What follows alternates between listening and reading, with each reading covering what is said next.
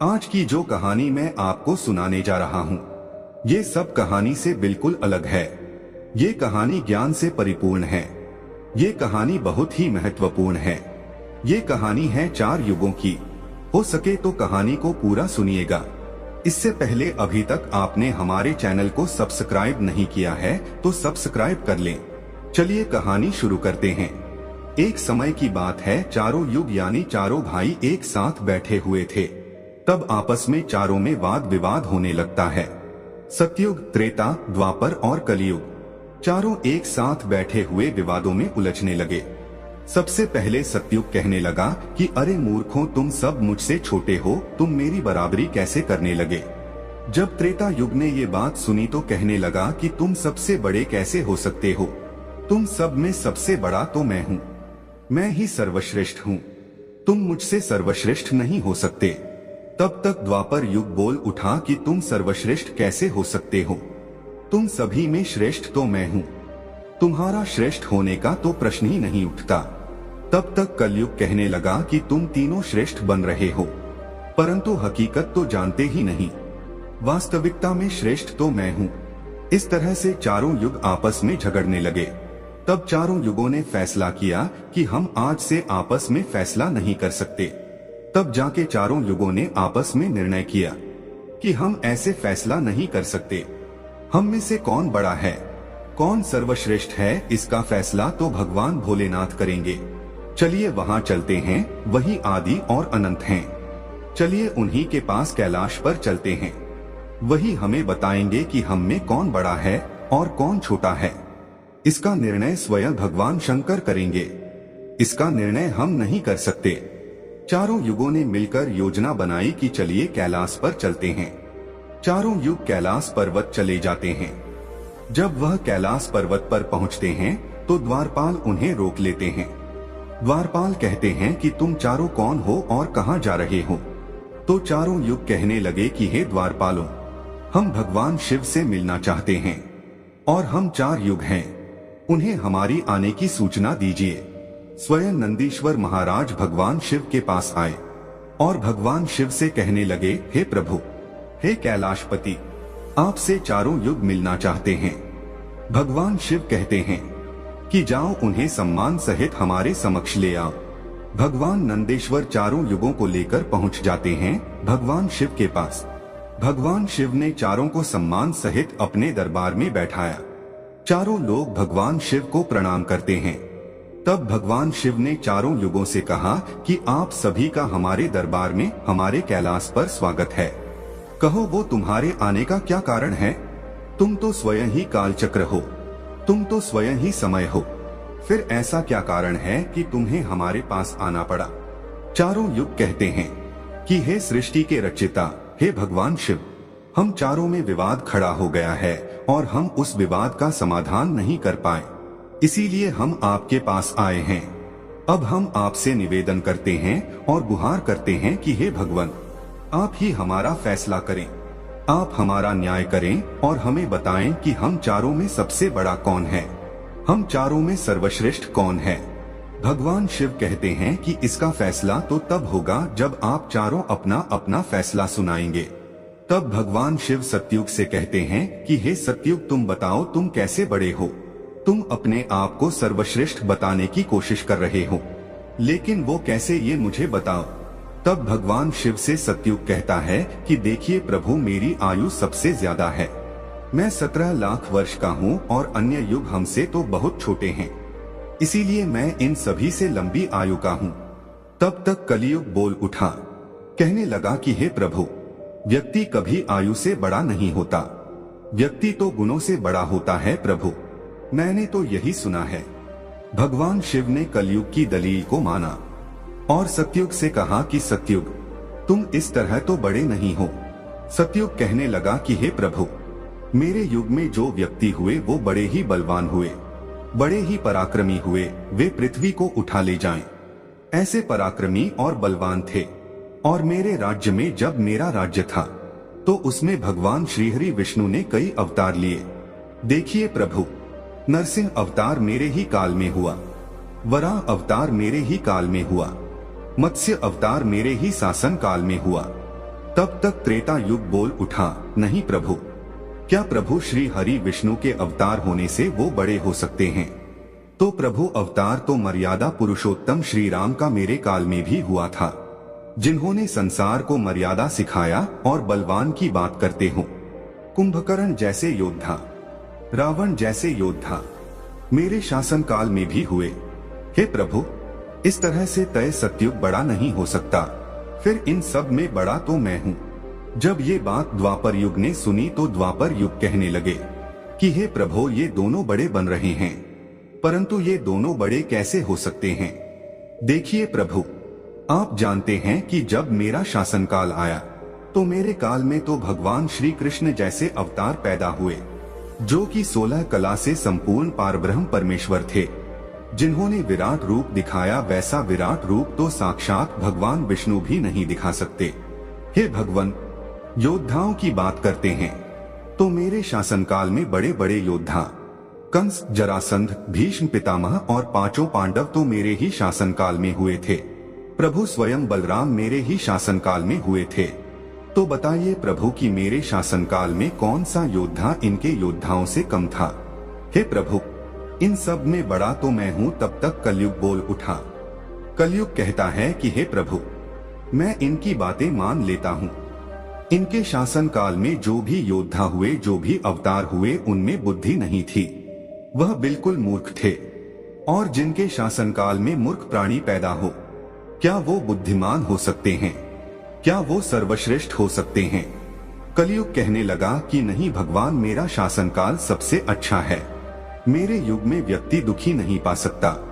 अच्छे अच्छे और नई नई तकनीकों से परिपूर्ण मेरा युग, मेरा शासन काल सभी में सर्वश्रेष्ठ है। जब भगवान शिव ने चारों युग, सतयुग, त्रेता, द्वापर और कलयुग चारों की वाणी सुनी, चारों के उत्तर सुने, चारों की बहस सुनी, तो भगवान शिव अपने मन में विचार करने लगे और सोचने लगे कि इनका फैसला कैसे किया जाए। पास में ही माता पार्वती बैठी थी। माता पार्वती कहती हैं कि हे प्रभु, अगर आप ही इनका फैसला नहीं कर पाए तो फिर इनका फैसला कौन करेगा? फिर तो चारों भाई आपस में ही मर जाएंगे। हे महादेव, इसीलिए आप ही इनका फैसला कीजिए। सभी देवता मिलकर भगवान शिव से कहने लगे कि हे भोलेनाथ, आप ही इनका फैसला करें, नहीं तो चारों युग अगर आपस में लड़ने लगे तो फिर क्या होगा? सृष्टि का काल चक्र रुक जाएगा, समय का प्रवाह रुक जाएगा।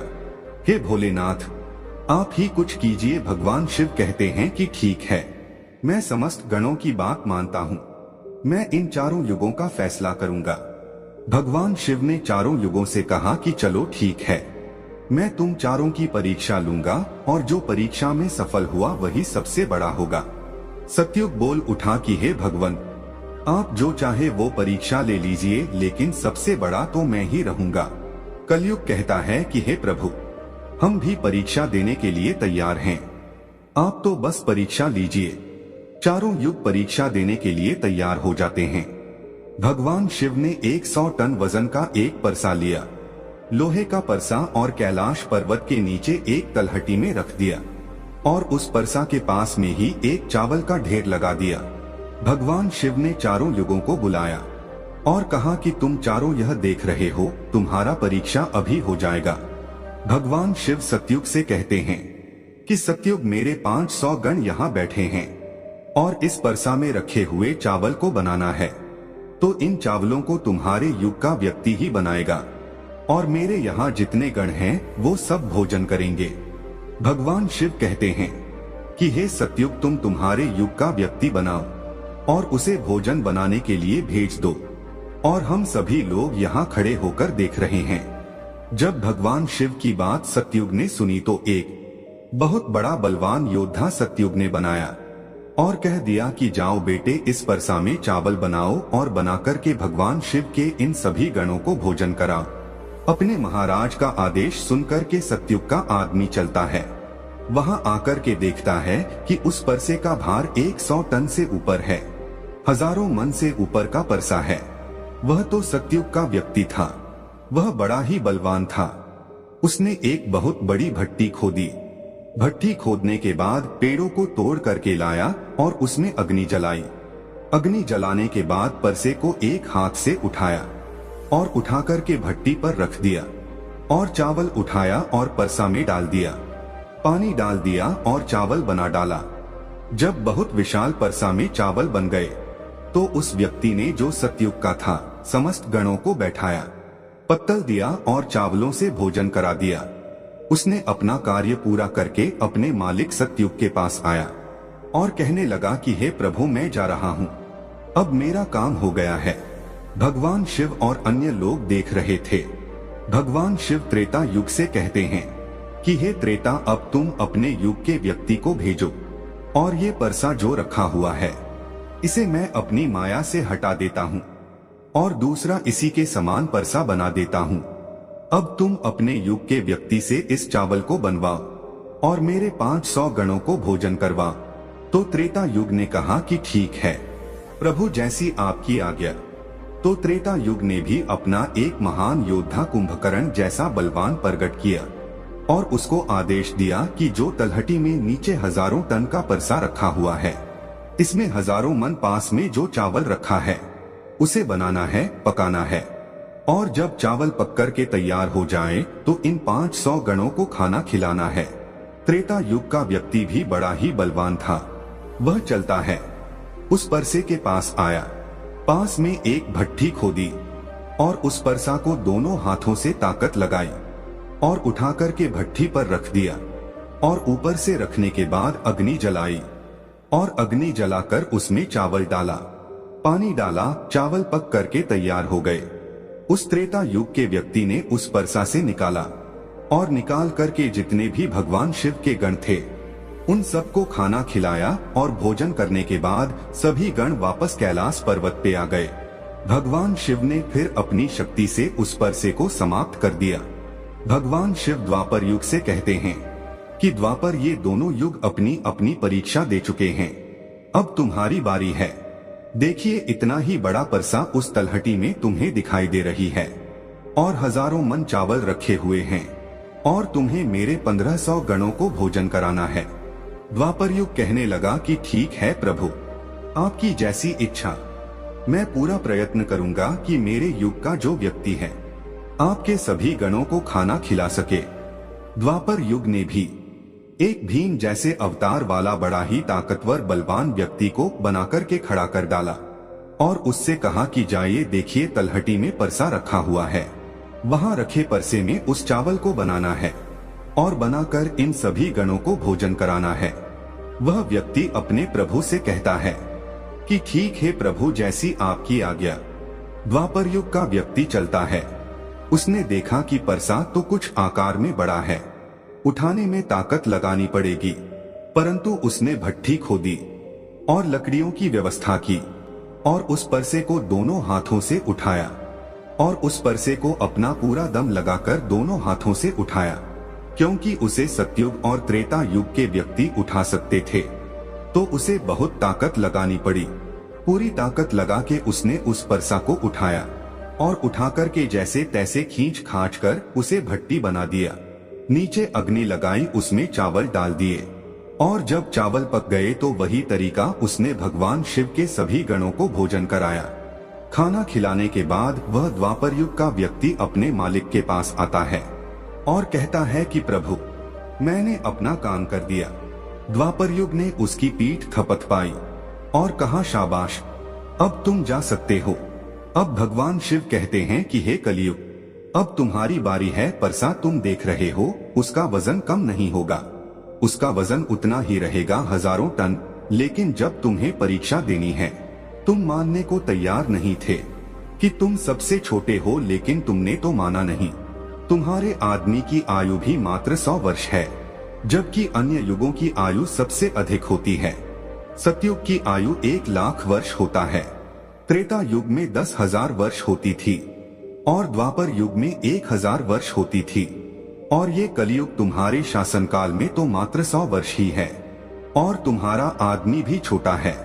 जब भगवान शिव की बातें कलयुग ने सुनी तो कलयुग कहता है कि प्रभु ठीक है, मैं आपकी बात मानता हूँ, लेकिन आप पहले ही मुझे इस तरीके से हताश मत कीजिए।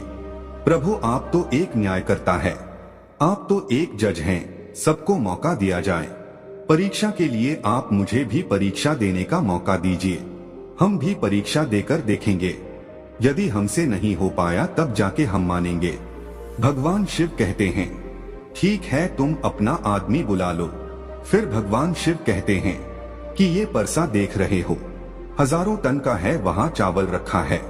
यह हजारों किलो टन का परसा है और इसमें इतने सारे चावल रखे हुए हैं। तुम्हारा व्यक्ति क्या करेगा? कलयुग कहता है कि ठीक है प्रभु, आप मेरा तमाशा तो देखिए। तीनों युग हंसने लगे। भगवान शिव भी उसकी बातों को सुनकर अचंभित थे। भगवान शिव सोच रहे थे कि क्या कलयुग का व्यक्ति इतने हजारों किलो टन का परसे को उठा पाएगा। कलयुग ने बड़ा ही बुद्धिमान व्यक्ति को पैदा किया। बड़ा ही तीव्र व्यक्ति था, बहुत ज्यादा सोचने वाला व्यक्ति था। सभी गुणों से संपन्न व्यक्ति को कलयुग ने पैदा किया और पैदा करके व्यक्ति से कहा कि बेटे, तुम्हें अपनी शक्ति दिखानी है। परीक्षा का समय है। यदि तुम इसमें असफल हो गए तो मैं सबसे छोटा हो जाऊंगा। वह व्यक्ति अपने महाराज से कहता है कि महाराज, इस एक परसा की बात करते हैं। आप ऐसा हजारों परसा यदि हमारे सामने हो तो भी कुछ भी नहीं कर सकते। जब उस व्यक्ति की बात तीनों युगों ने सुना तो वह हंसने लगे। कह रहे थे कि आज छोटा सा व्यक्ति जिसकी लंबाई मात्र 3 हाथ है, ये क्या करेगा, जबकि हमारे युगों की लंबाई तो बहुत हुआ करती थी। ये बात तो बिल्कुल सच है।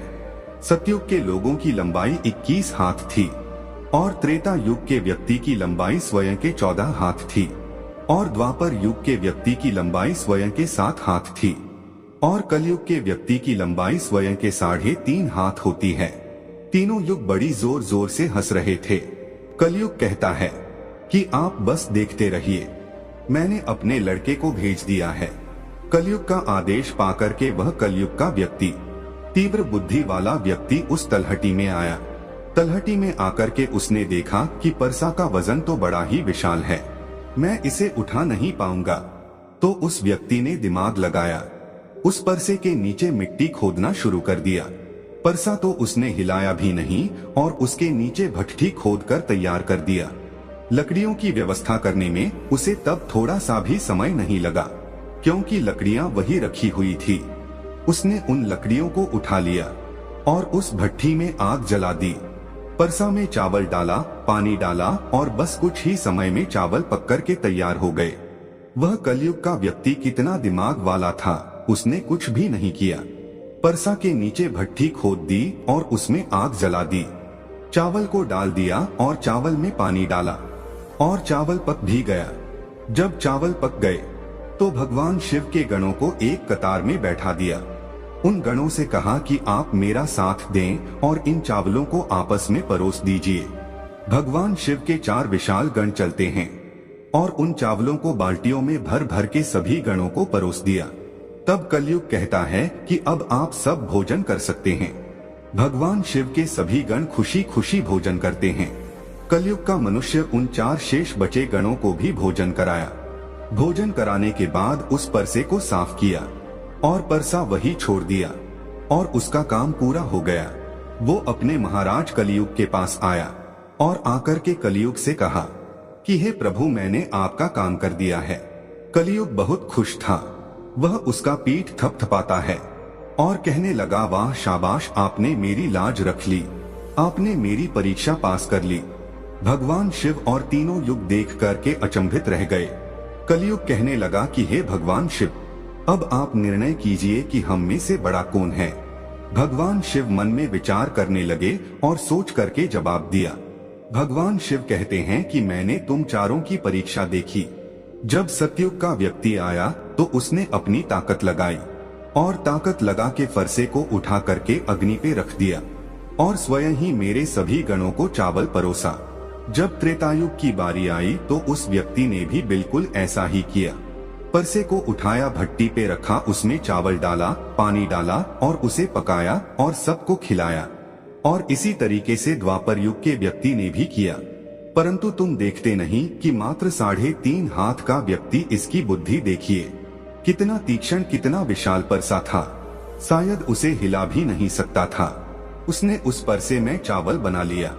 मेरे इतने गण थे कि अगर वो बाल्टियों से परोसता तो वो शायद परेशान हो जाता। तो देखिए उसकी बुद्धि, उसने उनमें से ही 4 गण अपनी सहायता के लिए बुलाए और चारों गणों से भोजन परोसवाए और स्वयं ही बैठा रहा। ये तो बड़ा बुद्धिमान व्यक्ति हुआ, ये तो बड़ा ही बुद्धिमान युग हुआ। भगवान शिव कहते हैं कि कलयुग बड़ा ही बुद्धिमान व्यक्तियों का युग होगा। इसमें मशीनों का आविष्कार होगा, बड़े बड़े दिमागधारी होंगे। भगवान शिव कहते हैं कि तुम सब जैसा शासन करते आए हो, चलो ठीक है, तुम सत्य, धर्म और निष्ठा पी रहे हो, चलो ठीक है, लेकिन तुम्हारे युग के व्यक्तियों में बुद्धि का अभाव था। उन्होंने कभी अपनी बुद्धि का उपयोग नहीं किया। नहीं तो कुंभकर्ण, रावण, इनके जैसे महान योद्धा, जिनको मारने के लिए स्वयं भगवान अवतार ले लेकर आए, और वे इतना मूर्ख थे, ये नहीं जान सके कि ये भगवान हैं, यह सृष्टि के रचनाकार हैं, और उनसे युद्ध किया और सभी के सभी मारे गए। कलयुग के व्यक्तियों को देखो आप कितना बुद्धिमान हैं, और आगे आने वाले युगों में, आगे आने वाले कलयुग के राज में वैसे ही बुद्धिमान व्यक्ति देखने को मिलेंगे। तो भगवान शिव ने फैसला किया कि तुम चारों में सबसे बड़ा कलयुग होगा। कलयुग मशीनों का युग होगा। कली का नाम है मशीन और युग माने समय। कलयुग मशीनों का समय होगा। इस समय बड़े बड़े मशीनों का आविष्कार होगा, जो कि सतयुग, त्रेता युग और द्वापर युग में नहीं हो पाएगा। भगवान शिव की बात सुनकर के वह चारों युग भगवान शिव की बात मान लेते हैं और चारों युग अपने अपने धामों को और अपने अपने राज्यों को लौट जाते हैं। तो आपने देखा कि कैसे भगवान शिव ने चारों युगों का फैसला किया। हम आशा करते हैं कि आपको इस कहानी से बहुत कुछ सीखने को मिला होगा।